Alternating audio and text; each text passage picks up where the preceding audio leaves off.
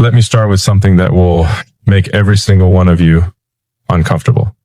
Right now, right this second, your phone is talking. Not to you, not to anyone you know. It is talking to servers you have never heard of, in buildings you will never visit, owned by people who will never tell you their names. While you sat down to watch this, your phone has already sent 14 data packets. 14, you didn't tap anything. You didn't open an app. You didn't even unlock the screen. And yet, your phone just told someone where you are, how long you've been sitting, what Wi-Fi networks are around you, and what your battery level is. You want to know how I found out? Because I asked my engineers to do something very simple. I said, take my phone, a brand new phone, out of the box. Don't sign into anything. Don't download a single app. Just turn it on and tell me, what does it send in the first 24 hours? What they came back with made me sit down. In 24 hours, with no apps, no sign-in, no browsing, that phone made over 6,000 connections to external servers. 6,000. A phone that was doing nothing was doing more talking than most people do in a month. And that's when I realized we have been lied to. All of us, every single person holding a smartphone has been lied to in a way so massive, so systematic, so deeply embedded into the architecture of modern technology that most people can't even see it anymore. It's like asking a fish to notice water. So tonight, I'm going to show you what I found, and I promise you, by the end of this, you will never look at the device in your pocket the same way again. Let me take you back to the beginning. When smartphones first came out, I'm talking about the early days, 2007, 2008. The pitch was beautiful. The world in your pocket. 1,000 songs in your pocket. Your life organized. It sounded incredible. And honestly, it was incredible. The smartphone is one of the greatest inventions in human history. I genuinely believe that. But here's what nobody told you. Every single convenience came with a cost, and that cost was not money. It was something far more valuable. It was you, your data, your behavior, your patterns, your thoughts, your location at 3 a.m., your heart rate when you read a certain message, the amount of time you paused on a certain photo, the words you typed and then deleted before hitting send, all of it captured, stored, analyzed, sold, and the worst part, you agreed to it. Remember that terms and service agreement you scrolled past in 0.3 seconds? That wasn't just legal language, that was a contract. A contract where you handed over rights to your own behavioral data in exchange for the ability to use a flashlight app. I'm not exaggerating. There was a study, researchers analyzed the permissions requested by the top 50 flashlight apps on Android. A flashlight app, something that turns your screen white, or 70% of them requested access to your contacts, your call logs, your location, your camera, and your microphone. A flashlight app wanted access to your microphone. Let me say that again so it really lands. A flashlight app, an app whose only job is to turn on a light, wanted permission to listen to you. And millions of people clicked allow. We've been sleepwalking into surveillance, and we decorated the cage with Instagram filters. Now let me get specific, because I didn't come here to give you vague warnings. I came here to show you what is actually happening inside your device. When my team intercepted the outgoing traffic from that brand new phone, here's what we found. First, location pings. Every 4 minutes, the phone sent a location ping. Not approximate. Precise. We're talking latitude and longitude down to the 5th decimal point. That's accurate to about 1 meter. En meter. Someone, or something, knew exactly where that phone was, to within the length of a desk, every 4 minutes, around the clock. Second, device fingerprinting.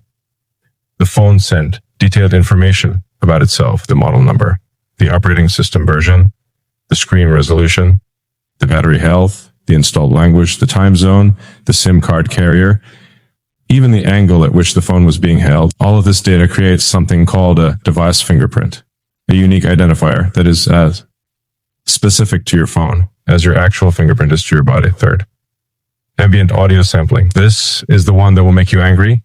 The phone, at random intervals, activated the microphone for 3 to 5 seconds, not to record a conversation, not to listen to a command, just to sample the ambient noise, background sounds, and then it classified those sounds. Is the user at home, in a car, at a restaurant, in a mall near television? This audio classification was sent to a remote server, not stored on the phone, sent out. Fourth, proximity scanning. The phone was constantly scanning for other devices nearby, other phones, Bluetooth beacons, smart TVs, smart watches. It was building a map, not just of where you are, but of who is around you. Your social graph built not from your contacts list, but from physical proximity. If you sit next to someone on a bus every morning, your phone knows. And now, so does someone else.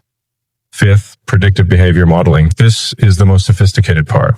The phone wasn't just collecting data. It was running models, machine learning models, on the device itself. It was predicting what you were about to do, where you were about to go, what you were about to search for. These predictions were then sent to ad networks before you even performed the action. Think about that. Your phone is predicting your future behavior and selling that prediction before you even make a decision. You are not the user. You are the product. And your future self is already on the market. The natural question is, where is all this data going? Who's on the other end? And this is where it gets really dark. When we traced the server connections, we found a web, and I use that word intentionally, a web of data brokers, analytics firms, advertising networks, and in some cases, entities linked to foreign governments. Let me break it down. The first layer is the obvious one: Google, Apple, Meta, Amazon. These companies collect enormous amounts of data directly through the operating system and pre-installed apps. This is not a secret. They even tell you about it buried on page 47 of a privacy policy written in language that requires a law degree to decode. The second layer is the app ecosystem. Every app you install is a potential data pipeline.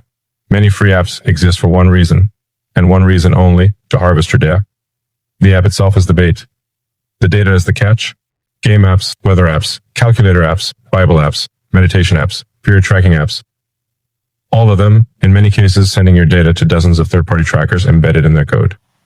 One study found that the average free app contains 6 third-party trackers, 6 silent passengers riding along inside an app you thought was just helping you check the weather.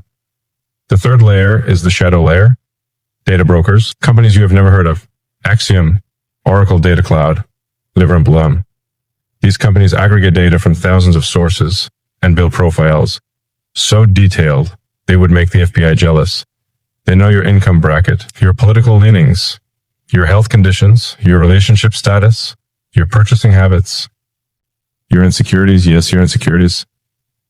Because the algorithms have figured out that people spend more money when they feel inadequate. So the system is optimized to identify your vulnerabilities and then serve you content designed to exploit them. This isn't a conspiracy theory. This is the documented, published, peer-reviewed business model of the attention economy.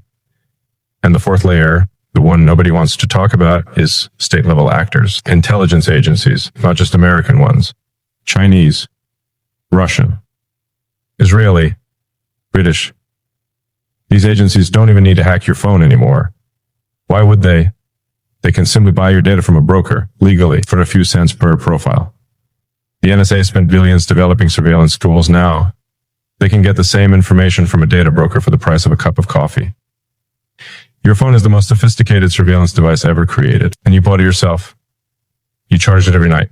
You carried it into every room, every meeting, every bedroom, every bathroom. You brought the spy into your own home and gave it a place on your nightstand. But the data collection isn't even the scariest part. The scariest part is what they do with it. Let me explain something about modern AI and machine learning.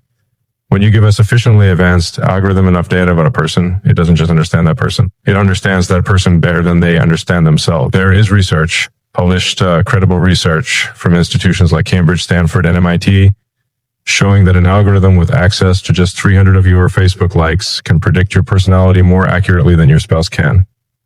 300 likes. That's it.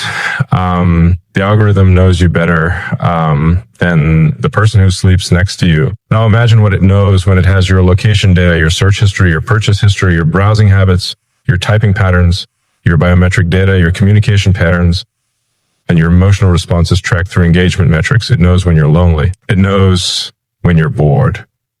It knows when you're anxious. It knows when you're vulnerable to impulse purchases. It knows when you're politically agitated. It knows when you're susceptible to misinformation. And it uses all of that knowledge not to help you, but to manipulate you. The feed you see on social media is not random. It is not chronological. It is a weapon. It is a precision-targeted, algorithmically optimized weapon designed to capture your attention, trigger your emotions, and keep you scrolling. Because every second you spend scrolling is a second of monetizable attention. Your outrage is profitable. Your anxiety is profitable. Your loneliness is profitable. Your insecurity is profitable. The system doesn't want you happy. Happy people put their phones down. The system wants you engaged. And the easiest way to keep someone engaged is to keep them emotionally destabilized. This is not an accident. This is design. This is the product working as intended. Now, I didn't come here just to terrify you. I came here because I believe this can change. I believe it must change. And I believe it will change, but only if we demand it. Here's what I think needs to happen. Number one, radical transparency. Every device, every app, every platform should be required by law to show you in real time, in plain language, exactly what data it is collecting, exactly where it is sending that data, and exactly who is paying for it. Not buried in a privacy policy on your screen in real time, a live dashboard of surveillance. Let people see it. Because once you see it, you cannot unsee it. Number two, data ownership. Your data should belong to you, period. Not to the company that collected it, not to the broker who bought it, to you. And you should have the absolute irrevocable right to delete it, move it, sell it yourself, or simply say, this is not a radical idea. This is basic property rights applied to a digital age. Number three, end-to-end encryption is default. Every communication, every text, every call, every email should be encrypted by default, not as an option, not as a premium feature, as a standard. The architecture of communication should make surveillance difficult, not easy. Number four, open source operating systems. I believe the future of mobile computing must be open source. When the code is closed, you are trusting a corporation with your entire digital life. When the code is open, anyone can audit it. Anyone can verify it. Transparency is not a vulnerability. It is a strength. Number five, education. We need to teach digital literacy the same way we teach reading and mathematics. Children are being given smartphones at age 8, 9, 10, and they have zero understanding of what those devices are doing to them and with them. We are handing loaded weapons to children and not even teaching them what a trigger is. Number six, regulation with teeth. The current regulatory framework is a joke. GDPR was a start, but enforcement is weak and penalties are meaningless to companies earning hundreds of billions of dollars. We need regulation that treats data exploitation the way we treat environmental pollution, because that is exactly what it is. It is pollution of the information ecosystem. It is contamination of the public mind, and it should be treated with the same seriousness. Let me zoom out for a moment, because this isn't just about phones. This is about the future of human autonomy. We are approaching a moment in history where technology will know us so well that the very concept of free will becomes questionable. If an algorithm can predict your decisions before you make them, and then influence those decisions through targeted stimuli, are you really choosing, or are you being chosen for? This is not science fiction. This is happening now. Every time you open your phone, you enter an environment that has been specifically engineered to guide your behavior. The colors, the notifications, the sounds, the infinite scroll, the variable reward schedules borrowed from slot machine design. All of it is architecture of manipulation. And the better the AI gets, the more precise the manipulation becomes. We are building a world where a machine knows your psychological vulnerabilities better than any human ever could, and uses that knowledge not to heal you, but to exploit you. I say this as someone who builds AI. I say this as someone who believes in the transformative power of technology. I am not a Luddite. I am not anti-technology. I am anti-exploitation. I am anti-manipulation. And I am deeply, profoundly concerned about a future where humanity surrenders its agency to algorithms designed to serve shareholders, not people. So here is my challenge to you tonight. When you leave here, take out your phone, go to settings, look at the permissions, look at what you've allowed, look at which apps can access your microphone, your camera, your location, your contacts, and ask yourself, did I really agree to this? Did I really understand what I was giving away? And then make a choice, a real choice. Not a default. Not a pre-selected checkbox. A conscious, deliberate, informed choice about what you are willing to share and what you are not. Because right now, the most radical act you can perform in the modern world is to be intentional about your attention and protective of your data. Your phone is the most powerful tool ever placed in human hands, but a tool that watches you, listens to you, tracks you, predicts you, and manipulates you. That is not a tool.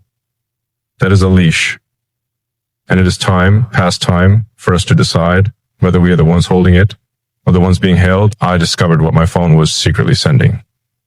Now you know too. The question is, what are you going to do about it? Thank you.